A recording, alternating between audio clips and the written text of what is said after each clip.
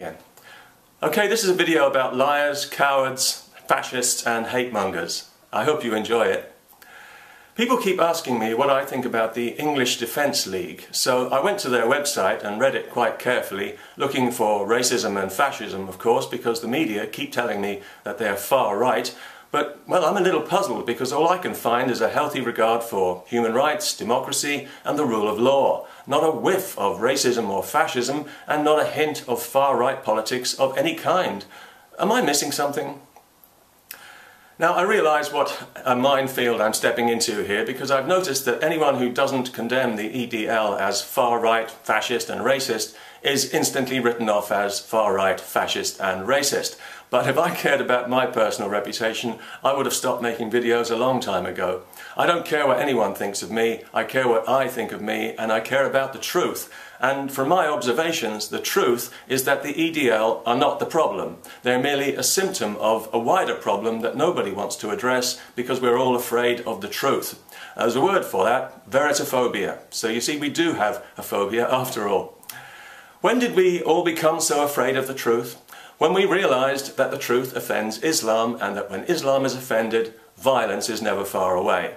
This is why we've trimmed our rights and freedoms so that we can no longer even speak our mind without fear of being arrested. We've twisted ourselves like pretzels to accommodate an aggressive, supremacist religion that despises everything we stand for. Not that we stand for much anymore, because all our values have been turned inside out. What's right is wrong is correct, what's correct is right. We don't know if we're coming or going anymore, and that is a symptom of a condition, the condition of people who don't really believe in anything because they have no reason to, and who have never had to defend anything of value in their lives. Who wouldn't know how?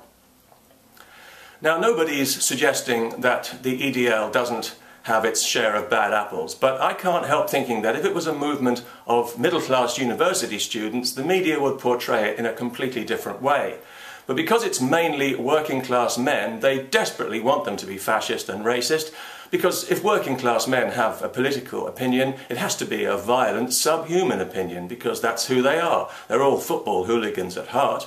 Never mind that their demonstrations are always peaceful because they may be working class but they're not stupid and they know what would happen to them if they weren't peaceful. And how else are they supposed to get their voices heard? Write a column in The Guardian perhaps. Peaceful street protest is all they've got. Whenever violence does occur, it's always instigated by a mob of middle-class left-wing thugs, ironically called Unite Against Fascism, who turn up with the express intention of using violence to stamp on free speech. And this is because Unite Against Fascism, despite its virtuous-sounding name, is actually a front for the hardline Socialist Workers' Party, which is full of angry middle-class casualties who still hate their parents, who wouldn't know a day's work if it bit them on the arse, and who patronise the working class because they hate and fear them. When these self-righteous cretins are not violently defending Islamic jihad, they're busy shouting down people who advocate democracy and the supremacy of Parliament, who they also regard as fascists. But these are the real fascists, and these are the people the police should be focusing on, the extreme nutcase fringe of the hard-left, nutcase fringe Stalinist wing. They persuaded a bunch of politicians and other public figures to sign their mission statement by lying and calling themselves anti-fascists, thus neatly acquiring for themselves license to practice the politics of the jackboot, to operate outside the law and to explicitly endorse and use violence to silence opinions they disapprove of. If any other political organisation behaved like this, it would be shut down. But the police, the politicians and the middle-class media are all so terrified of the truth, they'd rather focus obsessively on a symptom of the problem and give the real fascists a free ride. Recently, when one of their leadership was accused of rape, the Socialist Workers' Party handled the situation with all the crass misogyny you would expect from their friends in the Sharia court. They didn't report the allegations to the police because, as they put it, they had no faith in the bourgeois court system to deliver justice. Still sound like your kind of people, middle-class lefties? Instead, the women, yes, there were more than one, were aggressively cross-examined about their social history and sexual conduct, and then the matter was whitewashed internally. One of them actually said that, in her opinion, the Socialist Workers' Party is a dangerous environment for women.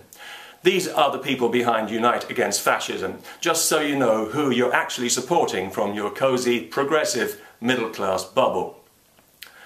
Another jihad-supporting far-left hate group with a misleading name is Hope Not Hate, and recently, along with British MP Keith Vaz, a man for whom the word oleaginous might have been personally coined, they were instrumental in persuading the government to ban two prominent American critics of Islam from visiting Britain.